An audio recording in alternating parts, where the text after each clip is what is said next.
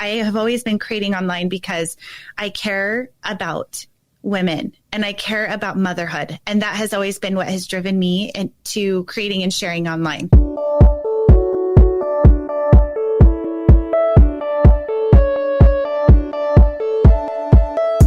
So you want to make an impact. You're thinking about starting a business, sharing your voice. How do women do it that handle motherhood, family, and still chase after those dreams? Well, listen each week as we dive into the stories of women who know. This is Call Me CEO. Hello, my beautiful, beautiful listeners. Thank you for tuning in to the Confidently Beautiful podcast. I am your host, Ciera. Today, we have a very, very special interview that I am so excited to share with you. I got to talk to Camille Walker. She is literally probably one of the kindest people in just the 30-minute conversation that we had. I have followed her for I don't know. It seems like years. And I've listened to her podcast.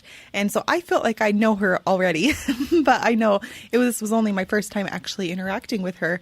And she was so much fun to talk to. She is just so down to earth, extremely caring, and very, very motivating. She has a way of explaining things that just, I hope, is going to really inspire you. We talked a lot about motivation, and she shared some of her best practices and best tips for feeling motivated and remembering to take care of yourself and feeling balanced. She is a mom. She has a blog called Mommy Style Blog. She has a VA coaching program. She matches her graduates from her program to business owners. She just does so much. I think you are going to learn a lot from her and be inspired by her. So let's go into the episode and dive right in. Thank you so much for joining on the podcast. I'm really excited to be talking to you. I've followed you for forever and I just admire you and I think you're awesome. So I know you, but tell the listeners a little about you because they haven't been following you as long as I have. Yeah. Oh, well, first off, thank you. I think I've been creating online so long now that sometimes I feel like, are people really listening? Am I talking to the void?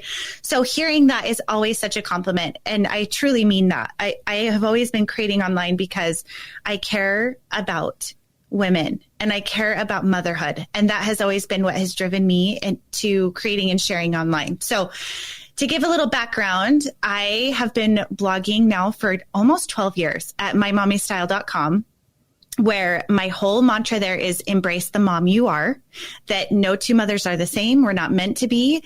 And trusting your gut and your instinct is what it's all about. But on that website, there are tips and tricks and recipes and lifestyle and travel like and all the mom things. Yes. Fashion, interior design. So it's like a little bit of everything, which has been beautiful because I've been able to build a wonderful business from home that I absolutely love. And as my kids have gotten a little older and wanted a little more privacy, and we're not talking as much about like nap time and tricks for potty training and things like that, I started to lean more into how I could help mothers in business because my husband and I have paid off our home. And that was a big goal for us where I thought, man, I love being a mom. That's my number one everything. But I really find a greater sense of satisfaction in who I am and allowing myself to discover talents and hobbies and share online. So that's why I started the blog in the first place. So in the last 2 years now, I've switched over to helping women in business. So I help women build their own virtual assistant businesses. And I also coach busy entrepreneurs who are moms trying to balance it all. And I help them hire virtual assistants that graduate from my program. That's so awesome. It's kind of become this beautiful machine. So my weekly episode podcast is Call Me CEO, which is where I share stories of mothers building business. So every week we talk about like life lessons or specific industries of businesses you might be curious about building yourself or tactical tools. I mean, each episode kind of includes all of that, but I just think the journey of a mother and a woman is so fascinating because we all carry so many attributes and talents and gifts that's like my favorite thing is learning about people and sharing and realizing that it takes a village in all aspects of our lives. And I think that that's where we can truly enjoy all aspects of ourselves. So a little bit of a personal side. I'm married. I've been married about, 18 and a half years. Oh, I feel so old. And I have 4 kids and I'm right in that like crazy taxi mode of like, I have a son who's 14, daughter who's 12, and my 2 little boys are 9 and 6. So that's it. Like, I live in Utah. I love to be outside. I love people and I love learning. So that's kind of me in a nutshell. That's awesome. Well, and I will say about your podcast, even though it is like a mom with like running their businesses and you do talk to a lot of business owners, it's so applicable to just moms in general. Like I find that like, I mean, yes, I do have my own business and I've always dabbled in a whole bunch of different things, but it's just, there's so many things that you talk about. And I love all the guests that you have on there. So if you're listening to this and you're like, I don't have a business, I don't like her podcast isn't going to work. No, it totally will. Like, cause we're all the CEOs of our own home. Like, yes, you know, which honestly, I've thought about changing the name because I'm like, I don't want it to deter any mom because it does apply to everyone in so many aspects. Yeah. So thank you for saying that. Cause I really, that's what I hope to portray. Yeah. It's awesome. So go check her out. Thanks. Okay, so we are going to talk a little bit today about motivation. So you obviously are extremely motivated. You've paid off your house. You have businesses. You train and you coach people to own their own businesses and run their own businesses. So tell me, like, what do you do every day to stay motivated? Like, what helps you?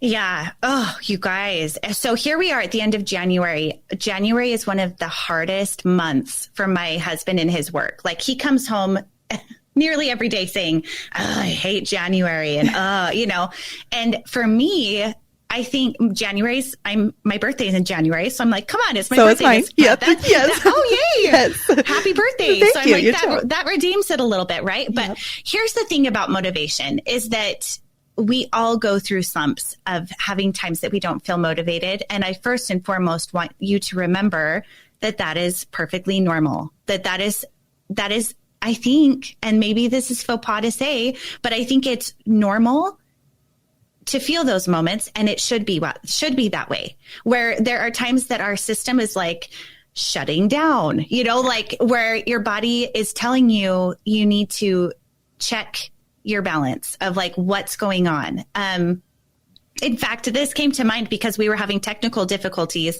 just before we were recording. And I said, let's just unplug and reconnect. Let's unplug and reconnect. And it was on the second, third time that it worked. That the system was like, okay, yeah, we're into this now. And, you know, I think that's how we are, that there are times that we need to unplug and reconnect, unplug and reconnect.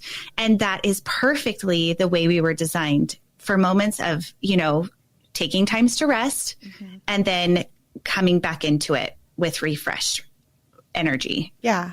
Yeah. I love that so much. So is there something specific that you do, like something that the listeners could take and be like, okay, I can do that to like help me like to unplug and refresh? Like, what do you personally do? I know it's going to be different for everyone, but what do you do? Yes. Well, I love this topic, so I could talk about this for a long time. So first and foremost, I would tell you to create a list of things that make you feel joy. I call it a joy list.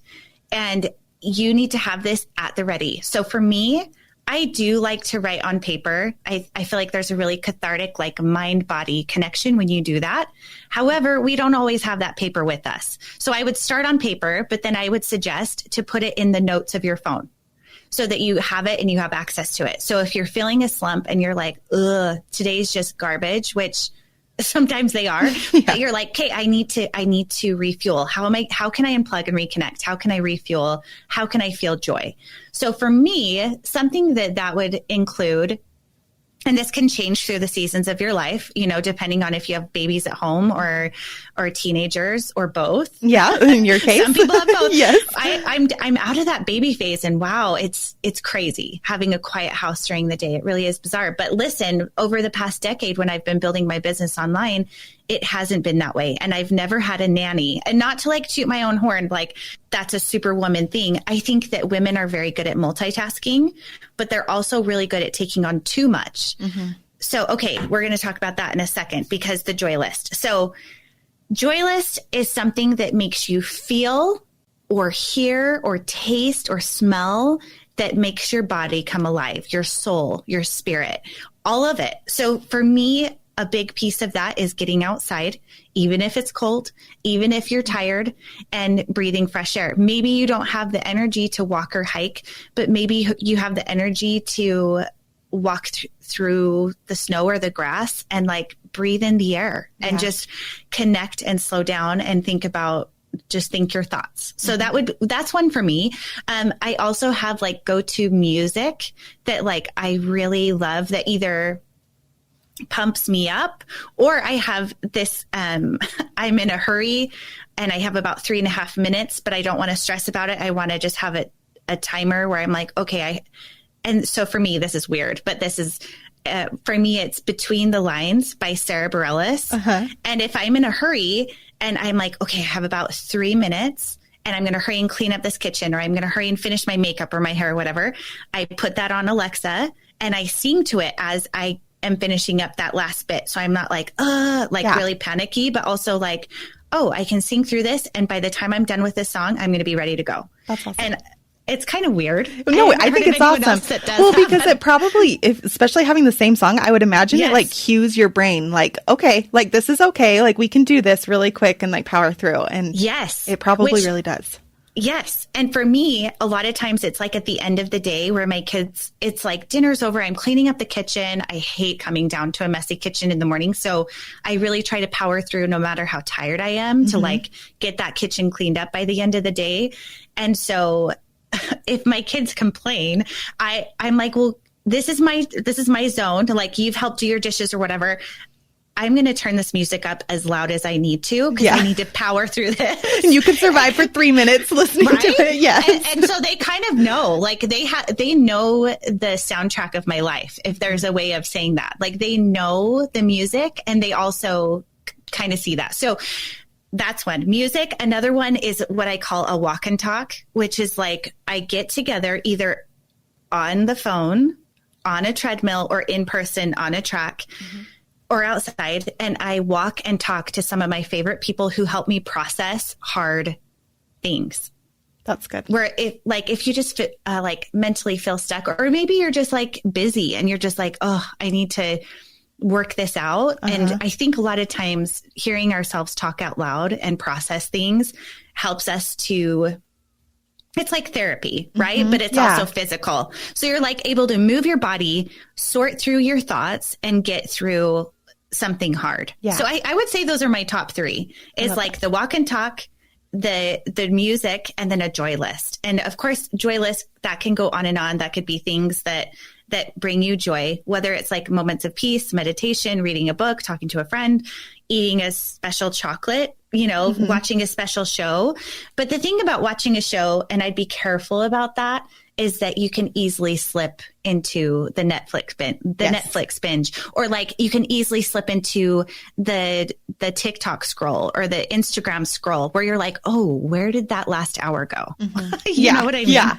Yeah. So pick something maybe a little specific, like just that you can or put on a timer. Yeah, like if you really love TikTok or Instagram, and you're like, yeah, but I love to just that's like I call it a brain fart moment where you're just like, I just need to veg here for a minute. And that's totally fine. Like one of John Lennon's quotes that I love the very most is time enjoyed wasted is not wasted.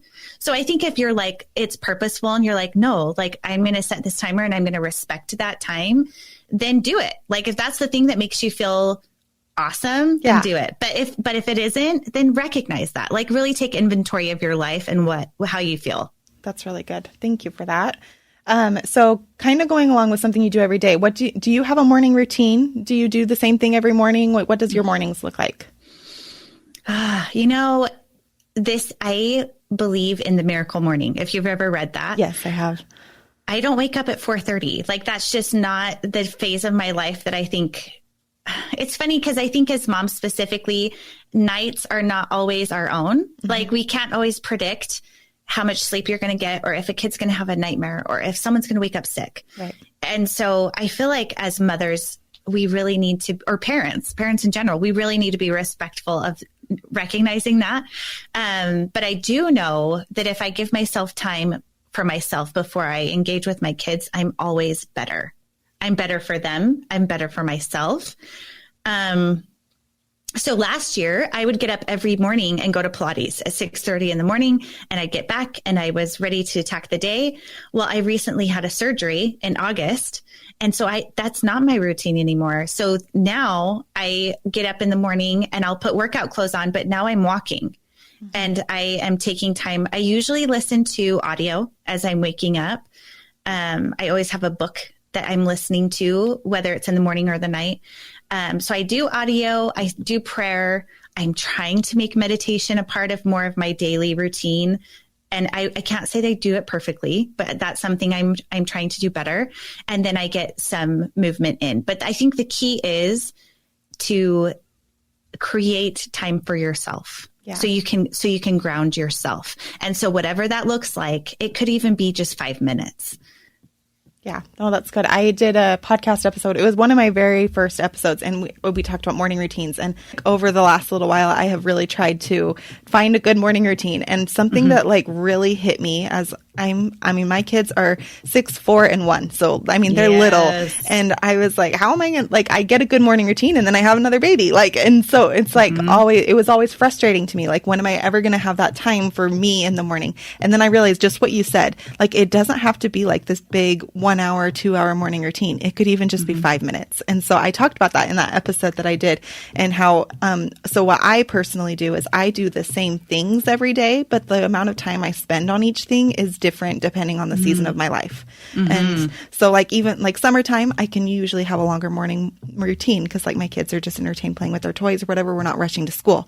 But, early morning school times, I'm not going to be able to spend a significant amount of time doing a morning routine. So I think that's really important to know. And it really helps to feel like you didn't fail. Sometimes I feel like I've already failed and it's morning, Right. So I love that you mentioned that even if it's 5 minutes, it's still really good. Okay. So there's so much, and I think sometimes it can be really overwhelming to hear all of you should do, this morning routine or this workout or this, macro counting or be this kind of parent. And there's so many really, really good things. They're not bad things, but it sometimes can be a little bit overwhelming. And then you sometimes can lose your motivation because you're like, well, I'm just not going to do anything. So do you have a tip that for somebody who is there's something that maybe they really do want to do it, or they feel like they need to be doing it? What's a tip for you to help them to get that motivation to just do it? Yeah. Okay. So I have two parts that I really love about this. So one of the first things I do when I'm coaching moms, because I do coach moms about balancing life, even if there's not a business involved, this is one of my passions that I love, is that I would start with where you want to go first. What is the reason why you want to get this certain goal? That's the number one thing, because I think that you need to figure out, well, where am I going so that I know how to break this down? And then the next thing is to figure out what is the next best step every single day, so that you're not always thinking about that end, this is exactly how I'm going to break it down and it's going to be perfect and it's going to be just like this. Maybe some days you wake up and your kids are all sick. And you have that end goal in mind and what your reason for wanting that goal is. But for today, you have to reevaluate and just figure out what that next best step is. And maybe that next best step for that day is to rest. Yeah. So that's part one. Part two is I believe that movement creates motivation. So if you're physically, or let's say you're mentally blocked, where maybe you're in a spinning cycle of a thought, or maybe you're in a cycle of just something has you in a funk, whatever that thing is, that maybe you have a kid that's tantruming, or maybe you have a thought of not feeling like you're enough, or maybe you're feeling like physically you're not where you want to be. Whatever the thing is, I feel like movement creates motivation. So even if it's just physically moving yourself from one couch to the upstairs to let's fill up our water and go get a drink, I feel like that helps get you out of spinning cycles of that moment. Yeah. Because I feel like sometimes we just get stuck physically. And so the movement, the actual physical movement is oh, now I'm thinking new thoughts and I have a new trajectory and I'm feeling more motivated. Does that make sense? Yeah, that totally makes sense. And probably also, I would imagine, like a change of environment, Yes. you're moving from one room to another room. Like, yeah, you're in the same house, but it probably does a lot, just that moving. Yeah. And it applies to that tantruming kid, because you could even turn to them and say, I know you're having a really hard time right now and that you're feeling upset. And I'm feeling upset too. I need a minute.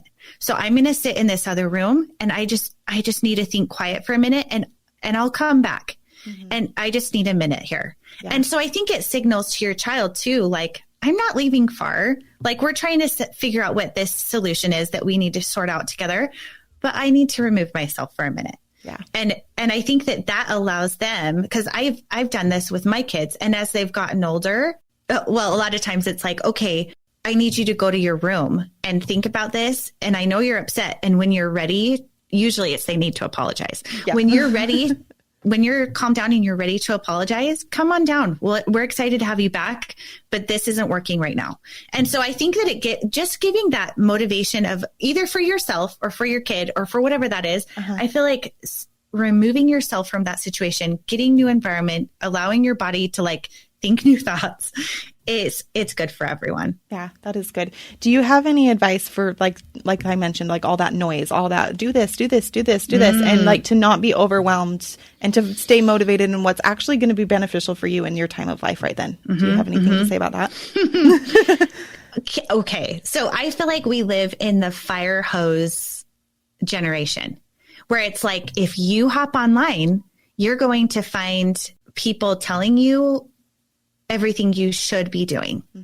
And like you said, it's not that it's bad. It's just, it's a lot for our mind to compute. Like, can you imagine any other time of any other era of anyone living on the earth ever that could turn on a little box or turn on a screen and have someone telling them, these are the 18 things that you should be doing to be living a better life as a wife, sister, mother, brother, father, coach, trainer, teacher, whatever. Yeah. And like, I think it's a lot for our mind to compute. It is like, it's a lot. So I think that's where you really need to evaluate what are the three things I like. This goes back to what I was about to say earlier before. What are three things that I really want to focus on in this season of my life? And for women, I like to look at seasons either as a month or 3 months. What is this season? What are those three things that you really want to move the needle in, and you need to let everything else go? Does that make sense? Yeah, it does. Well, and it's kind of encouraging because it's like, well, okay, I'm not going to focus on my fitness, for example, in this month, in this season, or in this 3-month season, but I'm not throwing it out the window completely. Like, and so I like that because it can just like, it can help you stay what you need to be motivated, because all those things online are not bad. You know, we said that, like, they're not bad, but maybe just ignore them for 3 months. Is that kind of what you're saying? Like, and you can, and here's the thing is that you don't have to unfollow that person. You can mute them so that maybe there have been times in my life where I have known mentally I'm not in a space where I can compute the information that they're sharing. It's just not a good time for me. Yeah. And so you can mute them and say, I'll see you in a little bit. Yeah. And that's okay. Yeah, that is. Yeah, I love that. Thank you. Well, it has been so fun talking to you. I could literally talk to you all day. It's so fun. I like to end all of my interviews with this question, and it does not have to be motivation related, just whatever it comes to you. But what is one thing you do each day that helps you to stay confident and bring your confidence out? Yes. What a good question. I think a really good sense of confidence is knowing who you are. And so for me, I really love to surround myself with people that know who I really am, where I have kind of built this public persona where I create so much online that I feel like I need to filter that space and really give myself time to remember who I am. Yeah. So for me, building that confidence, I feel like it's a lot of little things that I do every day, but probably one big one is staying connected with God and having a source of that inspiration where I know He knows who I am. And so connecting with him, like through prayer, meditation. Not that I'm perfect at it, but I think just having a sense of like people who really surrounding yourself with people who know you and that you know you, like really investing that time in your value and your worth. Yeah. And I feel like people around you can be a mirror for you. And so just surrounding yourself in that positive light is where I build that confidence, because I really try to create a sense of who I am that way. I love that. Thank you so much. Can you tell our listeners where they can connect with you? Yes. Okay. So I am at camillewalker.co. So if you're interested in like coaching, or you're wanting to build your own virtual assistant business or hire a VA, all of that information is there. That's also my Instagram handle on Instagram. However, I have a second Instagram handle at Call Me CEO Podcast, which is specifically about people that I am interviewing and sharing their stories and motherhood tips. And you can also, of course, go to mymommystyle.com if you're looking for website stuff for motherhood, recipes, and all the things. Yeah. Do you still update that blog? All the time. All the time? That's so fun.